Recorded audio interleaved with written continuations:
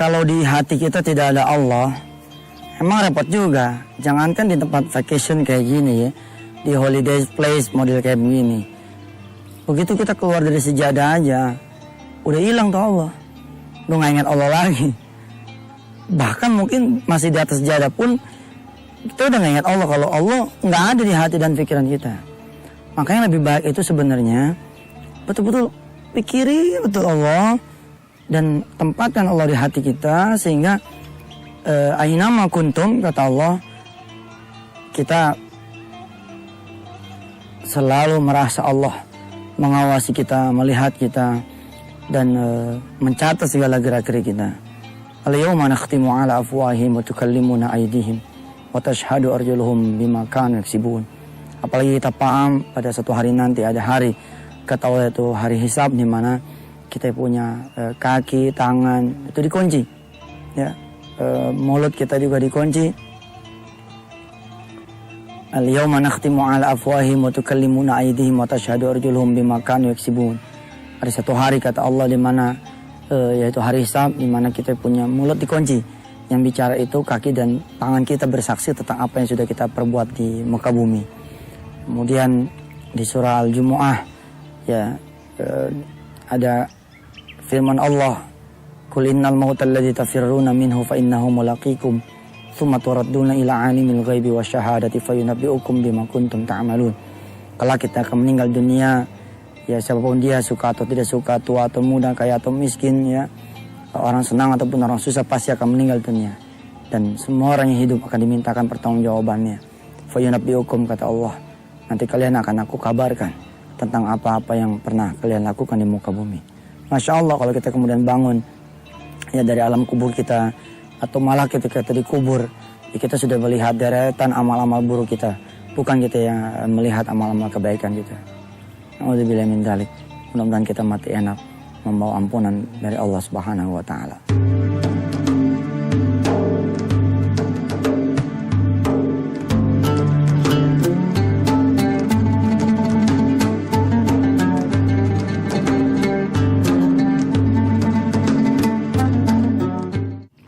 Alam yang terang benderang ini jadi gelap gara-gara perbuatan kita.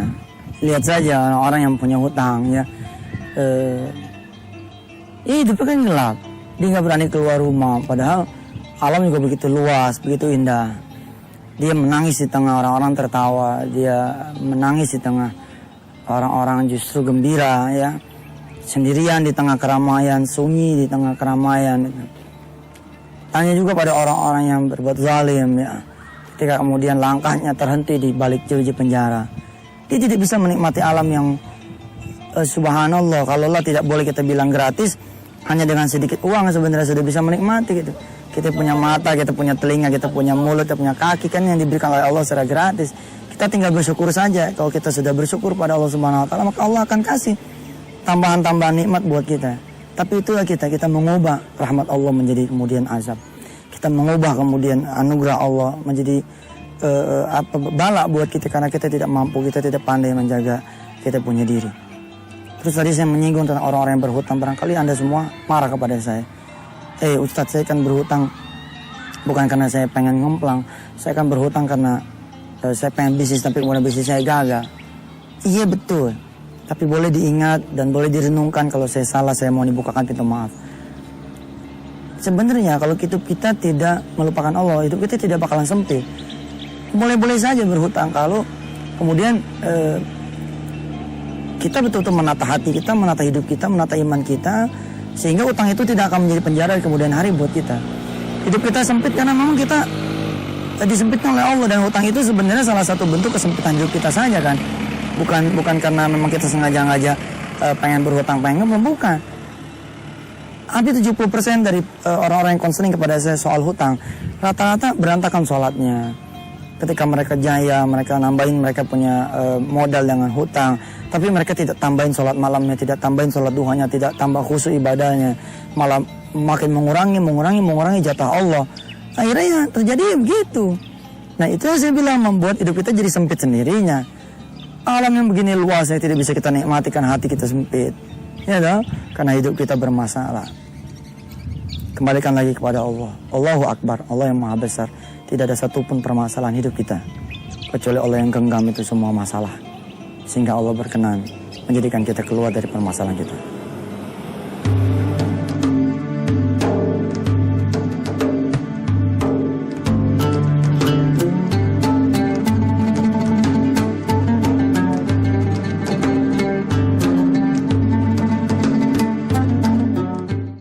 Waktu saya merasa hutang saya sebesar gunung ya, kayak yang di belakang saya ini, saya berpikir gini, apa iya hutang saya sebesar gunung gitu. Tapi kalimat itu dipakai sama orang-orang yang punya hutang banyak tidak terbayar, jadi mereka bilang hutangnya sebesar gunung. Saya itu suka iseng, saya main benar-benar ke tempat-tempat liburan yang latar belakangnya ada gunung, saya liatin, jadi seperti saya lihat ini, gunung, enggak, masalah saya lebih kecil daripada gunung. Kalau emang masalah saya lebih kecil daripada gunung, kemudian Allah sanggup menciptakan gunung, dan Allah sanggup mempertahankan gunung itu tetap ada di tempatnya, saya hibur hati saya. Kenapa lagi saya tidak meminta kepada Allah agar Allah mempertahankan hidup saya. Allah bikin hutang saya menjadi lunas, Allah bikin saya tidak lagi punya hutang. Allah lebih kuasa daripada apapun permasalahan yang saya permasalahkan.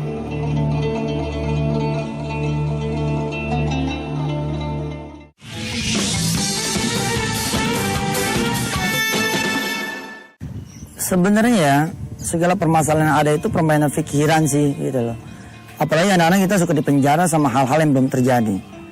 Ustadz, saya makan apa besok? Kalau kemudian suami saya di PHK.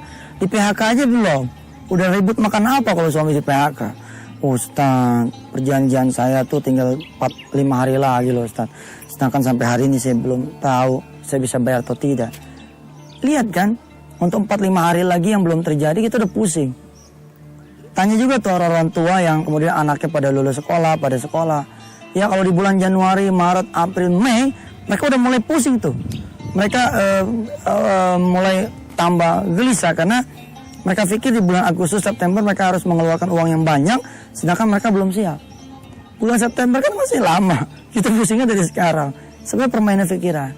Saya pernah bilang sama orang yang berhutang gini, coba Anda kumpulkan, Anda list, Anda hutang sama siapa saja. Kemudian Anda telepon satu-satu.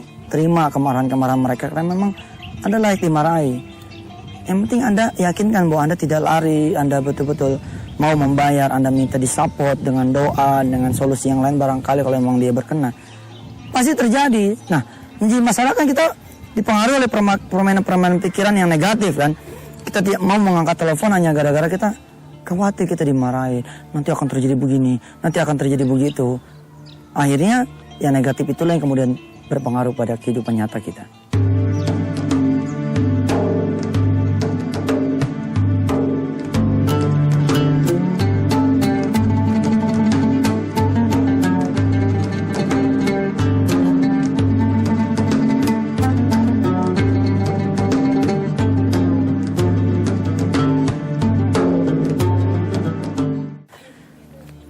Sebagai seorang muslim ya kita harus punya bisnis yang bagus ya. Berusaha lah supaya kita tuh menjadi orang-orang yang memberi, jangan yang diberi. Tapi juga jangan sembarangan masuk bisnis tanpa melibatkan Allah. Makanya jadi orang muslim itu selain punya keberanian untuk masuki wilayah bisnis, wilayah dagang, tapi jangan lupa juga itu sholat duhanya. Ya kencengin sholat malamnya. Makin keras kita persaingan, makin berat kita punya usaha, makin panjang sholat malamnya, makin rajin sholat duhanya, makin getol, makin rindu terhadap sholat-sholat wajib tepat waktunya. Insya Allah kita akan jadi muslim yang hebat. Allah sudah menciptakan alam ini untuk mendukung semua energi positif kita. Allah sudah menciptakan alam ini untuk mendukung segala kepositifan yang kita bisa munculkan. Makanya kan Allah ajarkan bangun malam. Karena sangat positif sekali gitu. Ketika orang lain sibuk, kita mencari dunia, kita datang kepada yang memiliki dunia. Ini kan hebat. Ketika kita bangun dalam perasaan yang riang, gembira, semangat, maka hari-hari kita akan kita lalui dengan riang, semangat, gembira. Gitu. Bayangkan orang-orang yang besok sudah mau ditagih misalkan gitu. Lalu malamnya bangun malam. Dan dia meyakinkan dirinya bahwa Allah akan menemani dia besok bernegosiasi. Maka itu yang akan terjadi kan. Dia merasa besar karena ada Allah di dalam hatinya. Nah, Allah kan maha besar. Bayangkan kepada orang-orang yang mencari pekerjaan, lalu dia mau bangun malam, dia mau sholat duha, dia mau minta kepada Allah agar Allah menemani dia mencari pekerjaan. Tentu Allah udah hadir dalam diri dia dan dia pasti percaya dirinya luar biasa. Lebih percaya diri lagi ketimbang orang-orang yang cuma percaya diri biasa, tapi tidak ada Allah di sananya.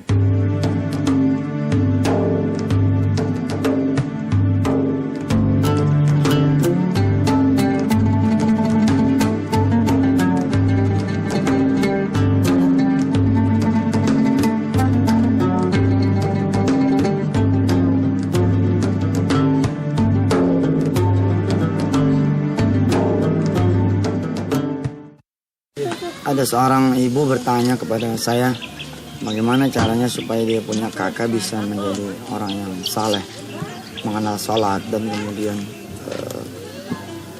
mau sering-sering dekat ke Allah. Bagaimana caranya? Kemudian saya bilang kepada beliau bahwa niatannya, keinginannya dan doanya sudah merupakan cara yang lebih hebat daripada cara yang dia tanya kepada saya. Artinya apa? Artinya doa dari seorang sister ke her brother-nya, doa dari seorang saudara ke saudaranya, itu doa yang subhanallah ya. Jangankan saudara kandung ke saudara kandungnya, doa seorang mukmin kepada mukmin saja itu sudah merupakan satu hal yang luar biasa. Saya menceritakan kepada beliau satu pengalaman seorang istri ya yang mengeluh kepada Allah, mengadu kepada Allah bahwa suaminya itu bukanlah orang soleh. Siang malam dia berdoa hingga kemudian suaminya itu bangkrut. Ketika suaminya bangkrut dia menangis bahagia. Suaminya bingung, kenapa kok ibu menangis bahagia bukan menangis sedih, padahal papa udah nggak punya lagi, ayah udah nggak punya lagi penghasilan. Nanti ayah bakalan tahu, begitu kata istrinya. Udah hari demi hari berjalan, dia mulai ingat sholat. Karena nggak punya duit, nggak punya lagi kendaraan, dia nggak bisa lagi jalan ke miliunya, ke lingkungannya. Hingga akhirnya dia sama sekali nggak lagi berbuat maksiat. Bukan karena nggak mau, tapi karena nggak ada fasilitas. Hingga kemudian dia datang ke seorang kiai di Bandung dan menemani kiai ini, dan akhirnya ditunjuk oleh kiai tersebut menjadi perwakilan di Jakarta. Hingga kemudian mereka berdua tahu bahwa istrinya ternyata ya mendoakan dia pagi, siang dan malam supaya suaminya itu kemudian kembali kepada Allah. Dan tahukah kita bagaimana cara yang dipilih Allah? Cara yang dipilih Allah adalah dengan Allah kemudian menghilangkan fasilitas dunianya untuk suaminya itu. Tapi hari kemudian suaminya itu kembali mendapatkan Allah. Dan setelah mendapatkan Allah, suami istri tersebut mengaku hidupnya makin baik. Walaupun tidak semewah dulu, tapi jauh lebih baik. Kemewahan yang dulu ia dapatkan, yang ia cari, mengantarkan kepada maksiat. Tapi sekarang dia mengatakan kepada kebersyukuran kepada Allah Subhanahu wa taala. Maka saya ingatkan kepada sang adik tersebut bahwa insya Allah kalau terus-menerus dipelihara itu niatan, apalagi ditunjukkan dengan doa dan memberikan hadiah-hadiah yang mendekatkan diri sang kakak tersebut kepada Allah, Allah akan memilihkan cara yang terbaik buat dia, insya Allah.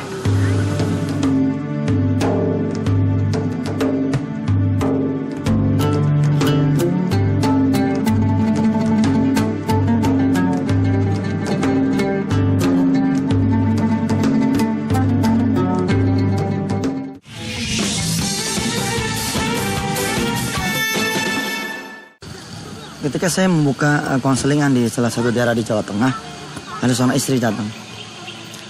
Belum apa-apa, belum cerita apa-apa, dia udah nangis.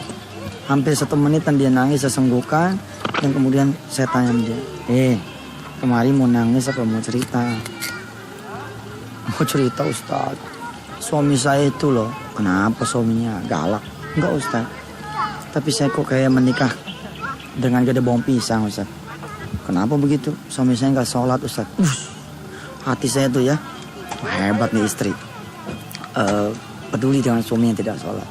Terus gimana? Ajarkanlah saya Ustaz yang bisa membuat suami saya itu bisa sholat. Dulu dia berasal dari non muslim ya. Ketika menikah dengan saya menjadi muslim.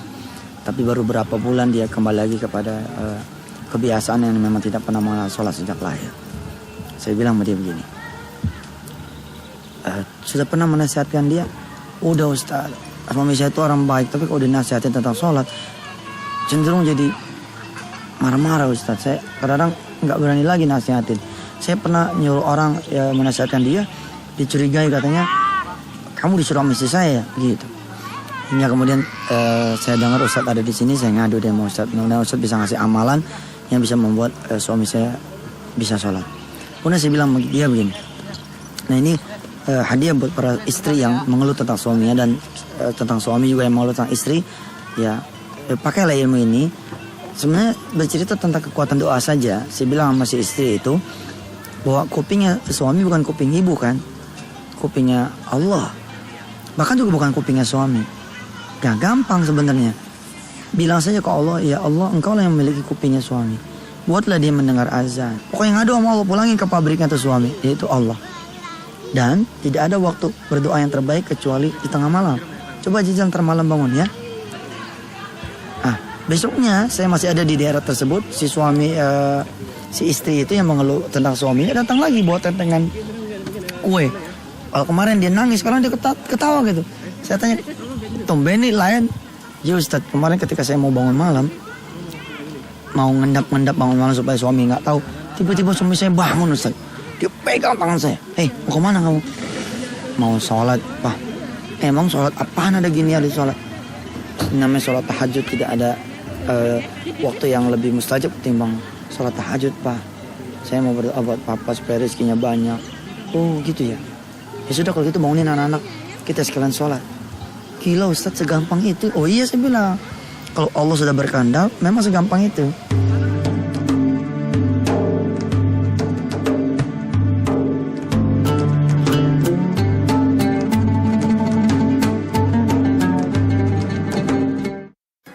Anak kita itu bukan kucing ya.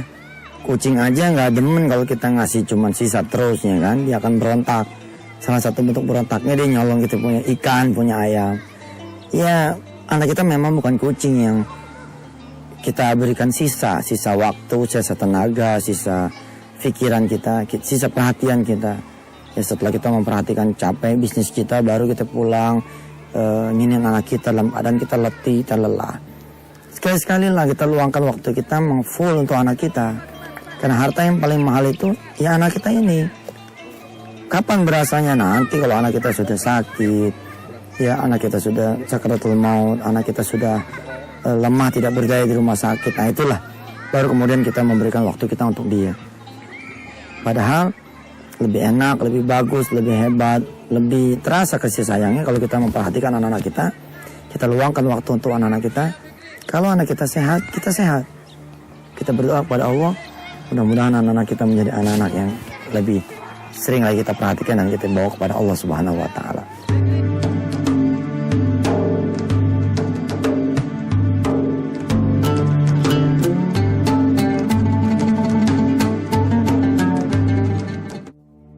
Ada satu pengalaman menarik dari saya punya kawan, anaknya itu idiot, anaknya itu punya keterbelakangan mental ya, apa sih istilahnya itu, anak otis ya. Lalu kemudian dia diberitahu oleh salah seorang alim ulama bahwa coba jajal kamu punya anak, bawa keliling setiap hari Jumat bersedekah. Tiap Jumat usahakan ketemu dengan anak-anak yang berbeda dan kalau bisa anak kamu yang kemudian memberi kepada mereka. Subhanallah, ketika bercerita-cerita tentang fadilah sedekah terkait dengan anaknya itu, Masya Allah, tiba-tiba kemudian ada anak datang ya, usianya kemudian saya lihat sudah menjelang remaja, tingginya 165-an. Apa dia bilang? Ini loh anak saya yang tadi saya ceritakan. Nggak nampak sama sekali bahwa anak itu pernah menderita autis. Dan tahu nggak saudara yang dirahmati Allah? Dan sampai sekarang anak itu ya masih terus diajak keliling kalau setiap Jumat. Ya, diminta dispensasi dari sekolahnya dan sekolahnya mengizinkan itu loh. Dibawa atau malah sebelum sekolah diajak keliling untuk bersedekah habis subuh. Subhanallah.